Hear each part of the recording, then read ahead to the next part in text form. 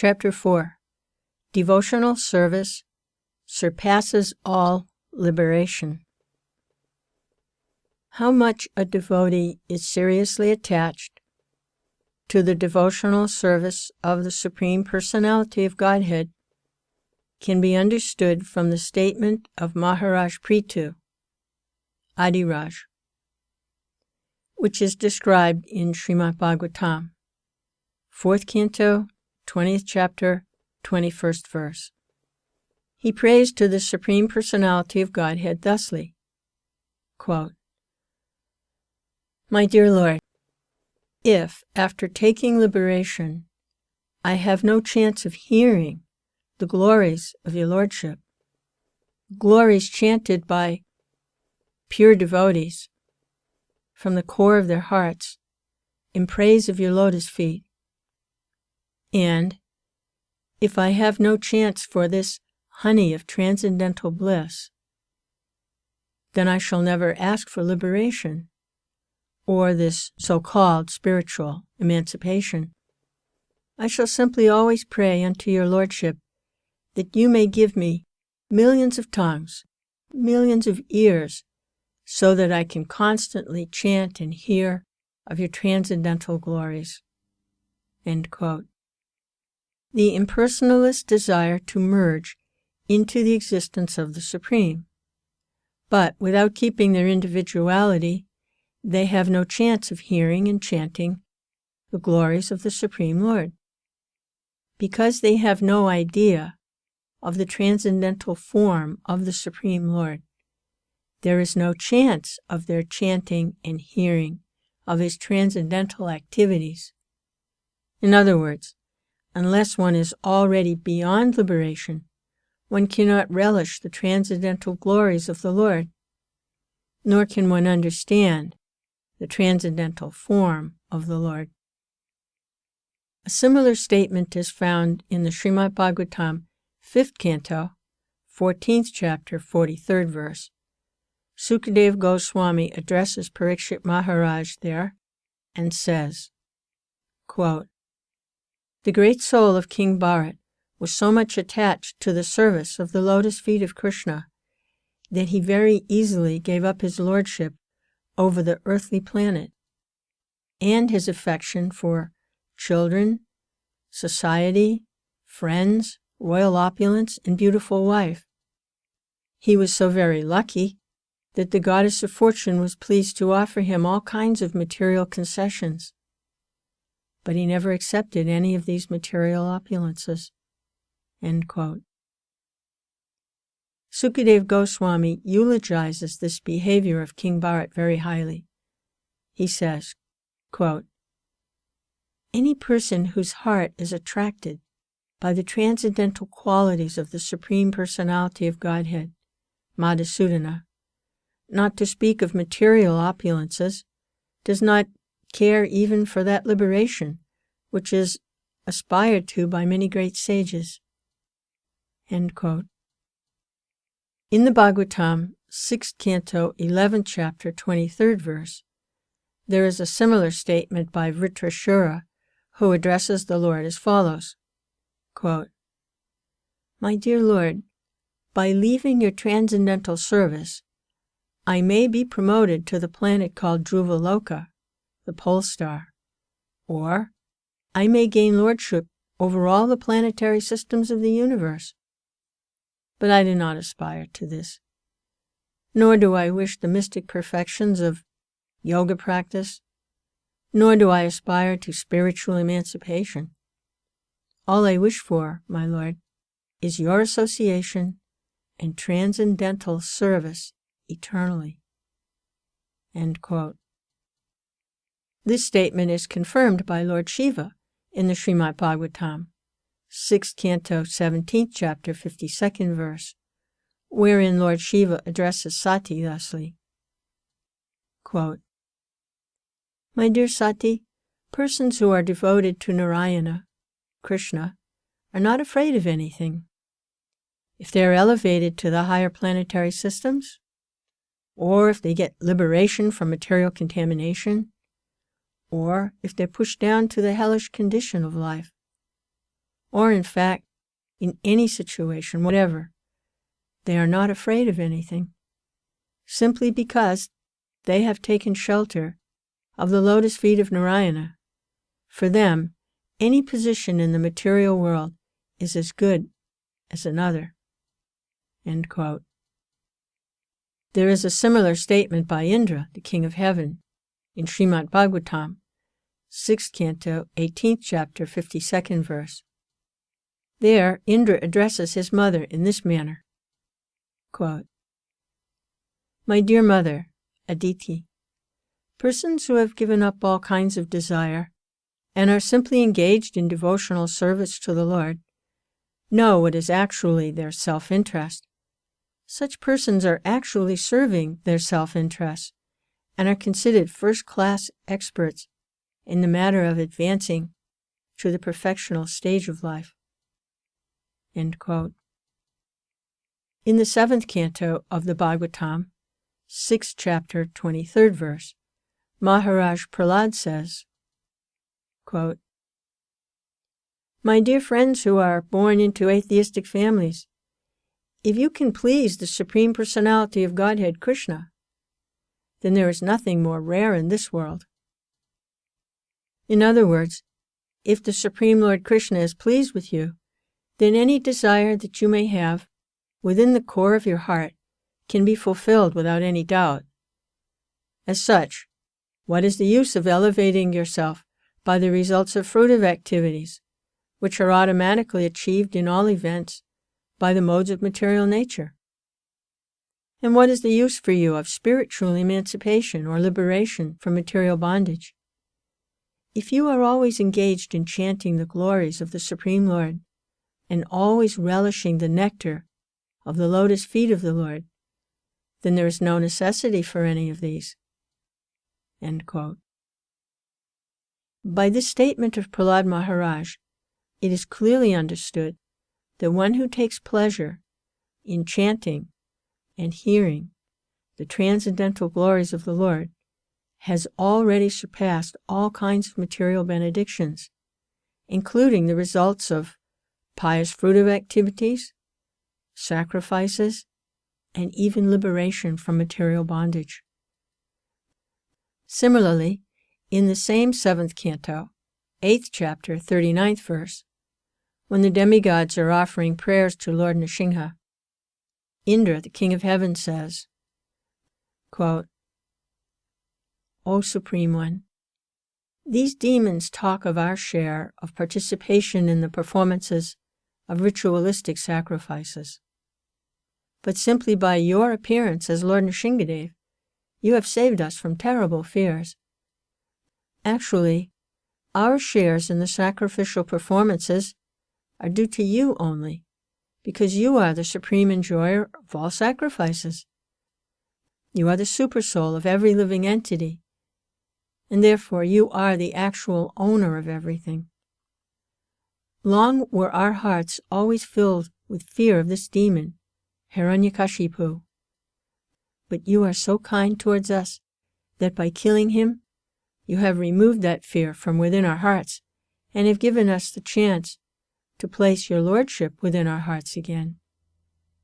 For persons who are engaged in the transcendental loving service of your lordship, all the opulences which were taken away from us by the demons are counted as nothing. Devotees do not care even for liberation, not to speak of these material opulences. Actually, we are not enjoyers of the fruits of sacrifices. Our only duty is to always be engaged in your service, for you are the enjoyer of everything." End quote. The purport of this statement by Indra is that, beginning from Brahma down to the insignificant ant, no living entities are meant for enjoying the material opulences. They are simply meant for offering everything to the Supreme Proprietor, the personality of Godhead. By doing so, they automatically enjoy the benefit. The example can be cited again of the different parts of the body collecting foodstuffs, cooking them so that ultimately a meal may be offered to the stomach. After it has gone to the stomach, all the parts of the body equally enjoy the benefit of the meal. So, similarly, everyone's duty is to satisfy the Supreme Lord. Then, automatically, everyone will become satisfied. A similar verse is found in the 8th canto, 3rd chapter of the Srimad Bhagavatam, verse 20. Gajendra says there, quote, "My dear Lord, I have no experience of transcendental bliss derived from your devotional service. So, therefore, I have asked from you some favor. But I know that persons who are pure devotees and have, by serving the lotus feet of great souls, become freed from all material desires, are always merged in the ocean of transcendental bliss, and as such are always satisfied simply by glorifying your auspicious characteristics. For them, there is nothing else to aspire to or pray for." End quote. In the 9th canto of the Srimad Bhagavatam, 4th chapter, 49th verse, the Lord of Vaikuntha replies to Durvasa Muni thusly, quote, "My pure devotees are always satisfied being engaged in devotional service, and therefore they do not aspire even after the 5 liberated stages, which are 1. To be one with me. 2. To achieve residence on my planet. 3. To have my opulences. 4. To possess bodily features similar to mine. And 5. To gain personal association with me. So, when they are not interested even in these liberated positions, you can know how little they care for material opulences or material liberation." End quote. There is a similar prayer by the Nagapatni, wives of the Kaliya serpent. In the 10th canto of Srimad Bhagavatam, 16th chapter, verse 33, the Nagapatnis say there, quote, "My dear Lord, the dust of your lotus feet is very wonderful. Any person who is fortunate enough to achieve this dust does not care for heavenly planets, lordship over all the planetary systems, the mystic perfections of yoga, or even liberation from material existence. In other words, anyone who adores the dust of your lotus feet does not care a fig for all other perfectional stages." End quote. There is a similar statement in the 10th canto, 87th chapter, 17th verse, when the Shrutis, the Vedas personified, prayed to the Lord as follows, quote, "My dear Lord, it is very difficult to understand spiritual knowledge. Your appearance here, just as you are, is to explain to us this most difficult subject of knowledge of the Spirit. As such, your devotees who have left their domestic comforts to associate with the liberated acharyas, teachers, are now fully merged in the devotional service of your Lordship, and thus they do not care for any so-called liberation." End quote. In explaining this verse, it should be noted that spiritual knowledge means understanding the self and the supersoul or superself. The individual soul and the supersoul are qualitatively one, and therefore both of them are known as Brahman or spirit. But knowledge of Brahman is very difficult to understand. There are so many philosophers engaged in the matter of understanding the soul, but they are unable to make any tangible advancement. It is confirmed in the Bhagavad Gita that out of many millions of persons, only one may try to understand what is spiritual knowledge. And out of many such persons who are trying to understand, only one, or a few, may know what is the Supreme Personality of Godhead.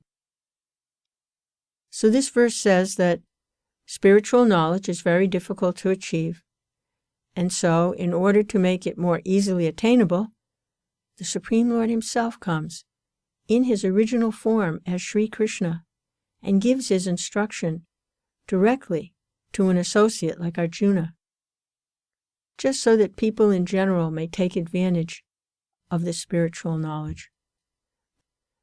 This verse also explains that liberation means having completely given up all the material comforts of life. Those who are impersonalists are satisfied by simply being liberated from the material circumstances. But those who are devotees can automatically give up material life and also enjoy the transcendental bliss of hearing and chanting the wonderful activities of Lord Krishna. In the 11th canto of Srimad Bhagavatam, 20th chapter, 34th verse, Lord Krishna says to Uddhava as follows, quote, "My dear Uddhava, the devotees who have completely taken shelter of my service are so steadfast in devotional service that they have no other desire. Even if they are offered the 4 kinds of spiritual opulences, they will refuse to accept them. So what to speak of their desiring anything within the material world?" End quote. Footnote: the 5th kind of liberation, merging with the Supreme, is not considered an opulence in spiritual variegated existence. End footnote.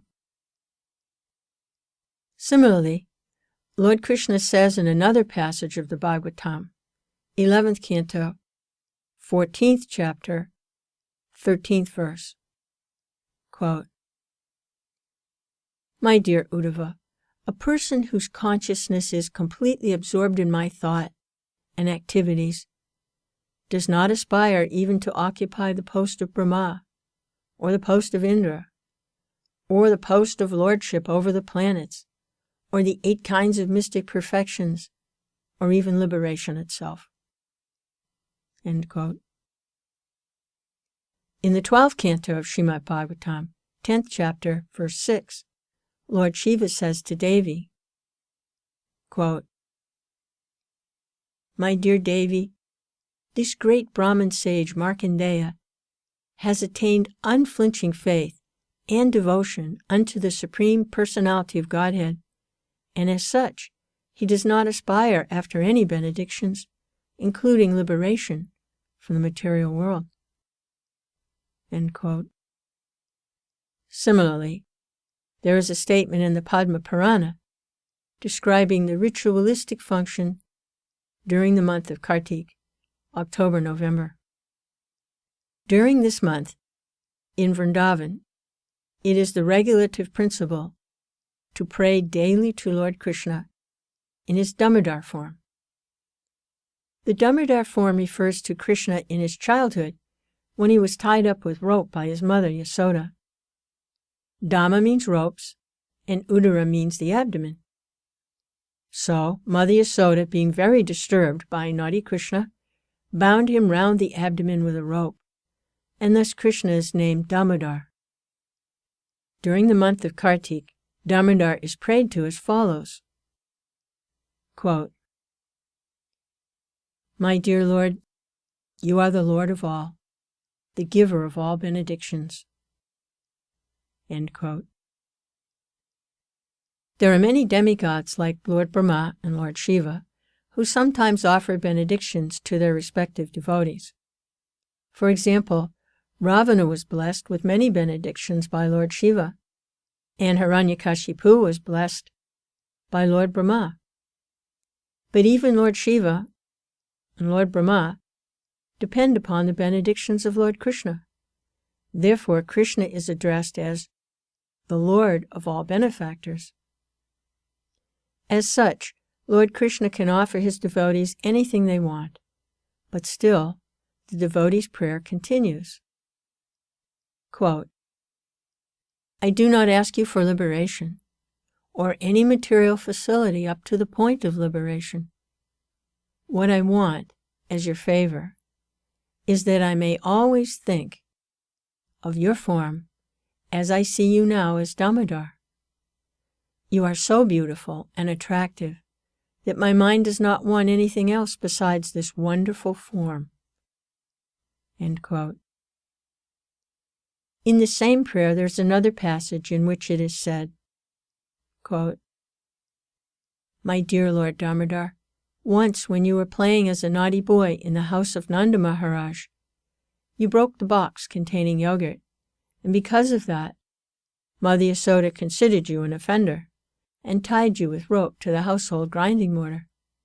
At that time, you delivered 2 sons of Kuvera, Nala Kuvara and Manigriva, who were staying there as 2 Arjuna trees in the yard of Nanda Maharaj. My only request is that, by your merciful pastimes, you may similarly deliver me." End quote. The story behind this verse is that the 2 sons of Kuvera, the treasurer of the demigods, were puffed up on account of the opulence of their father, and so once on a heavenly planet they were enjoying themselves in a lake with some naked damsels of heaven. At that time the great saint Narada Muni was passing on the road and was sorry to see the behavior of the sons of Kuvera. Seeing Narada passing by, the damsels of heaven covered their bodies with cloth, but the 2 sons, being drunkards, did not have this decency. Narada became angry with their behavior and cursed them thusly, quote, "You have no sense, so it is better for you to become trees instead of the sons of Kuvera." End quote. Upon hearing this, the boys came to their senses and begged Narada to be pardoned for their offenses. Narada then said, quote, "Yes, you shall become trees, Arjuna trees, and you will stand at the courtyard of Nanda Maharaj. But Krsna himself will appear in time as the foster son of Nanda, and he will deliver you." End quote. In other words, the curse of Narada was a benediction to the sons of Kuvera, because indirectly it was foretold that they would be able to receive the favor of Lord Krsna. After that, Kuvera's 2 sons stood as 2 big Arjuna trees in the courtyard of Nanda Maharaj, until Lord Damodar, in order to fulfill the desire of Narada, dragged the milling pestle to which he was tied and struck the 2 trees, violently causing them to fall down. From out of these fallen trees came Nala Kuvara and Manigriva, who had by then become great devotees of the Lord. There is a passage in the ISKCON Purana which states, quote, "My dear Lord, O Supreme Personality of Godhead, I do not want any resultant benediction from my religious life, nor do I want any economic development, nor do I want to enjoy sense gratification, nor liberation. I simply pray to be an eternal servant at your lotus feet. Kindly oblige me, give me this benediction." End quote. In the same ISKCON Purana, after Nrsingadev wanted to give benediction to Prahlad Maharaj, Prahlad did not accept any material benediction and simply asked the favor of the Lord to remain his eternal devotee. In this connection, Prahlad Maharaj cited the example of Hanuman, the eternal servitor of Lord Ramachandra, who also set an example by never asking any material favor from the Lord. He always remained engaged in his service. That is the ideal character of Hanuman, for which he is still worshipped by all devotees. Prahlad Maharaj also offered his respectful obeisances unto Hanuman. There is a well-known verse spoken by Hanuman in which he says, quote, "My dear Lord, if you like, you can give me salvation from this material existence, or the privilege of merging into your existence. But I do not wish any of these. I do not want anything which diminishes my relationship with you as master and servant, even after liberation." End quote. In a similar passage in Narada Pancharatra, it is stated, quote, "My dear Lord, I do not wish any perfectional stage by performing the ritualistic religious ceremonies, or by economic development, or by sense gratification, or liberation. I simply pray that you grant me the favor of keeping me under your lotus feet. I do not wish any kind of liberation, such as Salokya, to reside on your planet, or Sarupya, to have the same bodily features as you. I simply pray for your favor, that I may be always engaged in your loving service." End quote. Similarly, in the 6th canto, 14th chapter, 4th verse of Srimad Bhagavatam, Maharaj Parikshit inquires from Sukadeva Goswami, quote, "My dear Brahman, I understand that the demon Vritrashura was a great sinful person, and that his mentality was completely absorbed in the modes of passion and ignorance. How did he develop to such a perfectional stage of devotional service to Narayan? I have heard that even great persons who have undergone severe austerities and who are liberated with full knowledge must strive to become devotees of the Lord. It is understood that such persons are very rare and almost never to be seen, so I am astonished that Vritrashura has become such a devotee." End quote. In the above verse, the most important thing to be noted is that there may be many liberated persons who might have merged into the existence of the impersonal Brahman, but a devotee of the Supreme Personality of Godhead, Narayana, is very, very rare. Even out of millions of liberated persons, only one is fortunate enough to become a devotee. In the Srimad Bhagavatam, 1st canto, 7th chapter, Queen Kunti is praying to Lord Krishna at the time of his departure. Quote, "My dear Krishna, you are so great that you are inconceivable even to great stalwart scholars and paramahamsas, fully liberated souls. So, if such great sages who are transcendental to all the reactions of material existence are unable to know you, then as far as we are concerned, belonging to the less intelligent woman class, how is it possible for us to know your glories? How can we understand you?" End quote. In this verse, the particular thing to be noted is that the personality of Godhead is not understood by great liberated persons, but only by devotees, such as Queen Kunti, in her humbleness. Although she was a woman, considered less intelligent than a man, still she realized the glories of Krishna. That is the purport of this verse. Another passage which is very important is in the Srimad Bhagavatam, 1st canto, 6th chapter, 10th verse. It is called the Atmarama verse.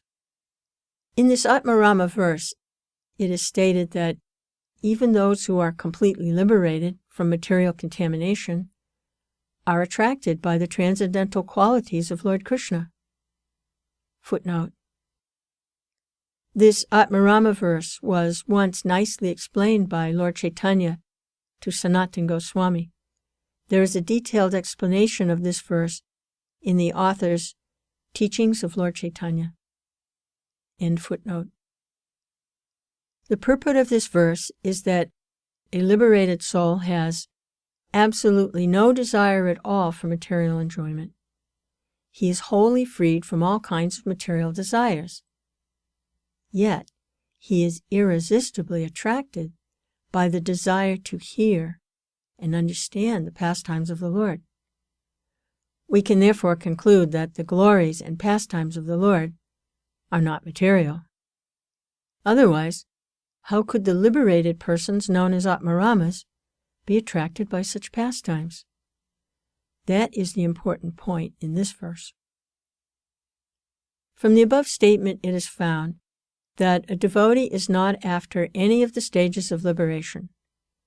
There are 5 stages of liberation already explained as being 1. To become one with the Lord. 2. To live on the same planet as the Lord. 3. To obtain the same bodily features as the Lord. 4. To have the same opulences as the Lord. And 5. To have constant association with the Lord. Out of these 5 liberated stages, the one which is known as Sayuja, or to merge into the existence of the Lord, is the last to be accepted by a devotee. The other 4 liberations, although not desired by devotees, still are not against the devotional ideals.